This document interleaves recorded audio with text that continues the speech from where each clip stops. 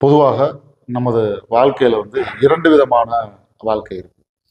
ஒன்று வந்து நம்ம ஆசைப்படக்கூடிய வாழ்க்கை. ரெண்டாவது வந்து நிம்மதியான வாழ்க்கை.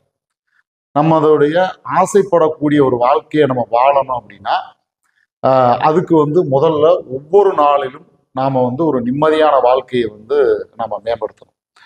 இப்போ நிம்மதியான வாழ்க்கை வாழ்வதற்கு ஒவ்வொரு நாளிலும் என்ன செய்யணும் அப்படின்னா, நாம் பிடித்த மாதிரியான நமக்கு பிடித்த செயல்களை செய்வது, நமக்கு மகிழ்ச்சி தரக்கூடிய செயல்களை செய்வது. இங்க மகிழ்ச்சி தரக்கூடிய செயல்கள் என்பது அறம் சார்ந்த மகிழ்ச்சி தரக்கூடிய செயல்களை நம்ம செய்கிறது.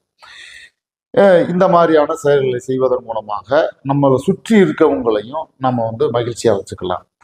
அப்போ உறவுகள் மேம்படும். அப்போ நமக்கு ஒவ்வொரு நாளையும் நம்ம வந்து நிம்மதியான வாழ்க்கையை வந்து நம்ம எடுத்துட்டு போகலாம்.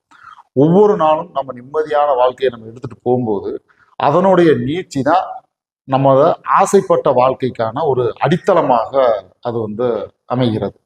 அப்போ நம்ம ஆசைப்பட்ட வாழ்க்கை வாழ வேண்டுமானால் ஒவ்வொரு நாளையும் ரசித்து மகிழ்ச்சியாக நிம்மதியாக வாழும்போது நாம் நினைத்ததை போன்ற ஆசைப்பட்ட வாழ்க்கையான எதிர்கால வாழ்க்கையை நம்மால நிச்சயமாக வாழ முடியும்.